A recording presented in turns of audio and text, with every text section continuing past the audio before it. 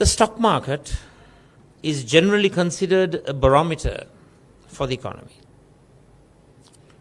The plight of the stock market is a reflection of our economy. As we hope to develop the economy of Sri Lanka, we need to pay special attention to the development of our capital market. Though small in size, by mid-90s, the Colombo Stock Exchange was one of the most technologically advanced modern stock exchanges in the region. In fact, it was the first South Asian exchange to introduce a scriptless trading system way back in 1991.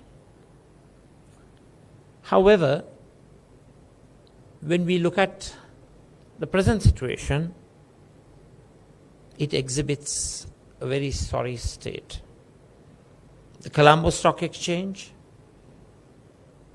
have had virtually negligible progress in the last 30 years. Therefore, foreign investors have been compelled to seek investment opportunities elsewhere, depriving Sri Lanka of valuable foreign exchange inflows. We shall ensure that these obstacles, the necessary changes to make the Sri Lankan capital market vibrant, thriving, bubbling, and will ensure that all enactments and regulations that are necessary to promote this growth is fully facilitated by our incoming administration. Currently, the average daily turnover of the Colombo Stock Exchange is a meager $5.4 million US dollars. When compared with our regional peers, such as India, in India, the average daily turnover is 14.3 billion US dollars. Thailand, it is 1.2 billion. When we compare with our regional counterparts, we have a very long way to go. Our current market capitalization is around 18% of GDP, whereas the global average is 107%.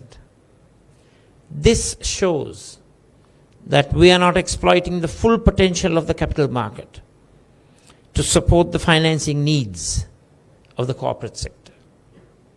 As the starting point, we would like to see how we can increase our market capitalization to GDP ratio to 75% of GDP. And the next step would be to reach the global average of 107%. In order to do so, we need a vision for the development of our capital market and a strategy to achieve that vision. I would like to invite all stakeholders to work together in unison to develop that strategy, as you already possess the necessary knowledge as to how we can achieve those important objectives. So we have a proposed way forward. 15 stockbroking firms own the Colombo Stock Exchange, which is a company limited by guarantee. Those broking firms and the Ministry of Finance through the Securities and Exchange Commission have been discussing demutualization of the exchange for over 20 years. We have to resolve this long-standing issue of the ownership structure and other relevant issues in a swift manner. There is hardly any government participation in the stock market or any investment by public institutions that handle public savings. We will put necessary systems and procedures for government institutions to once again invest actively in a transparent and ethical manner. But of course, we will never ever encourage crony capitalism to be the norm. That will certainly be negated and eradicated. The present exchange systems are of the 90s. Therefore, adding new products to the existing Colombo Stock Exchange systems is almost impossible. There's no time to have lengthy discussions and debates regarding systems and rules. Present government appointees have no experience in the way market operates, and hence there is hardly any market development. In our administration, we will ensure that the relevant appointments will be done not through political friendships, but through a meritocratic program which allows the best and the brightest to become the main decision makers that will propel capital market development in our country at a short space of time to the highest levels.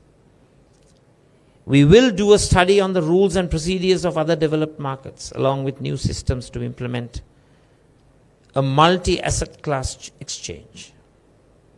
We propose a technologically advanced multi-asset class exchange connected to numerous regional and international exchanges.